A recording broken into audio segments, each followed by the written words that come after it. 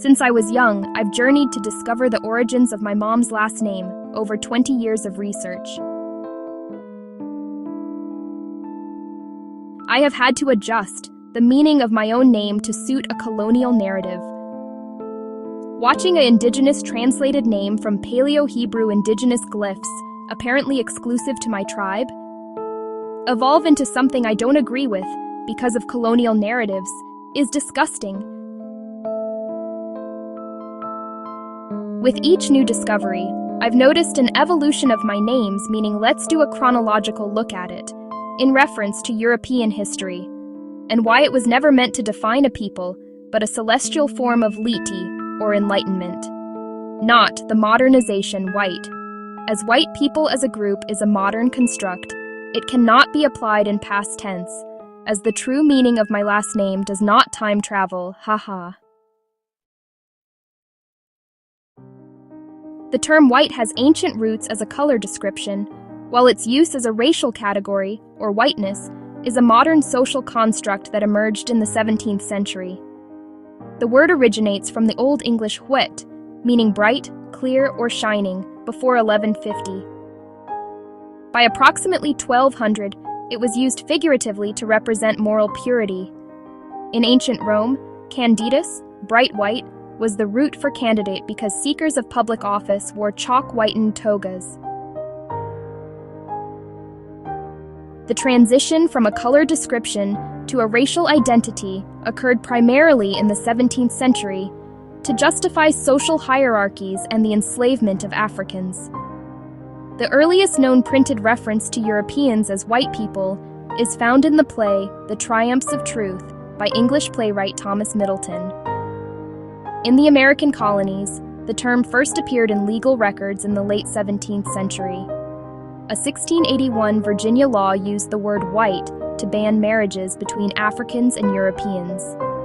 In the 1700s, the concept was scientifically codified by Enlightenment thinkers. Carl Linnaeus, in 1758, formally categorized humans into 4 geographical groups, labeling Europeans as white. Johann Friedrich Blumenbach, in 1795, introduced the term Caucasian, choosing the name based on the perceived ideal, false beauty of people from the Caucasus Mountains. From pre-1150, purely a color description, to 1795, when Caucasian solidified whiteness in pseudo-scientific racial theory. The concept of whiteness is a social and political construct that has historically evolved to maintain existing power structures and consolidate social control. It is not a fixed biological trait, but a fluid category that expands or contracts to protect the interests of the dominant group. Historically, whiteness has functioned as a form of property with a built-in right to exclude. When the dominant group's power is threatened, the boundaries of whiteness often expand to incorporate new groups, thereby neutralizing potential alliances. In 17th century colonial America, elites created a legal white category to grant poor European indentured servants psychological and legal privileges over enslaved Africans. This prevented a united front of workers against the ruling class by giving poor Europeans a stake in the system of white supremacy. Various groups now considered white, such as the Irish, Italians, and Eastern European Jews, were once viewed as racially distinct or inferior. They gained whiteness over time as they moved up the social ladder. By framing whiteness as the standard or norm, the system renders the advantages of the dominant group invisible. This allows the narrative to solidify around merit or culture rather than racial preference, masking systemic inequality. When a new narrative is needed, whiteness is refigured.